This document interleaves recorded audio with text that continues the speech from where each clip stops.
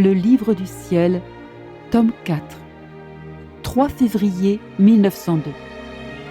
Louisa offre sa vie pour que la loi du divorce ne soit pas approuvée.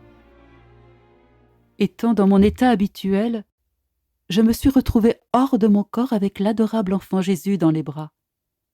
Il commença par déverser en moi un peu de son amertume, puis il feignit de s'en aller. En l'étreignant, je lui dis « Mon cher, toi la vie de ma vie, que fais-tu? Tu veux t'en aller? Et moi, que vais-je faire? Ne vois-tu pas que lorsque je suis privée de toi, c'est pour moi une mort continuelle? D'ailleurs, ton cœur qui est la bonté même n'aura pas le courage de faire cela. Quant à moi, jamais je ne te laisserai partir. » Je l'étreignis fortement, comme si mes bras étaient devenus des chaînes. Alors, ne pouvant se dégager, il resta avec moi, taciturne. En voyant les maux de la société augmenter, je lui dis « Mon doux bien, dis-moi, qu'en est-il de cette loi du divorce dont il parle? Arriveront-ils, oui ou non, à faire passer cette loi impie ?»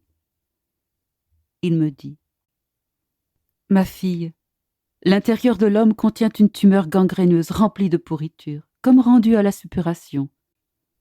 Ne pouvant plus contenir cette tumeur à l'intérieur, il veut lui faire une incision, non pas pour se guérir, mais pour faire en sorte qu'une partie de cette pourriture puisse sortir à l'extérieur pour contaminer et infecter toute la société.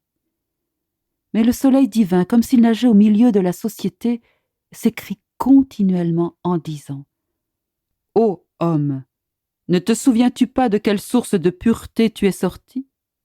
Que, dans une aura de lumière, je te rappelais sur ton chemin?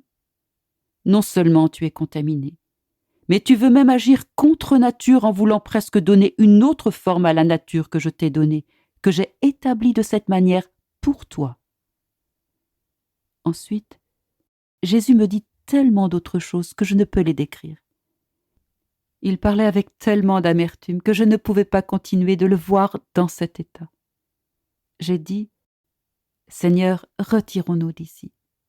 Ne vois-tu pas comment les hommes te rendent amer et comment ils te font perdre ta paix ?»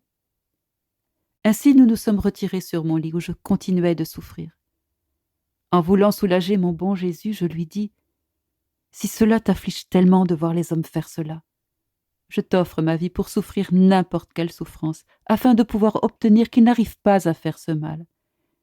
Et pour faire en sorte que d'aucune façon mon offrande ne soit rejetée, je l'unis à ton sacrifice. » Pendant que je disais cela, il me sembla que le Seigneur présentait mon offrande à la justice divine. Ensuite, il disparut et je me suis retrouvée dans mon corps.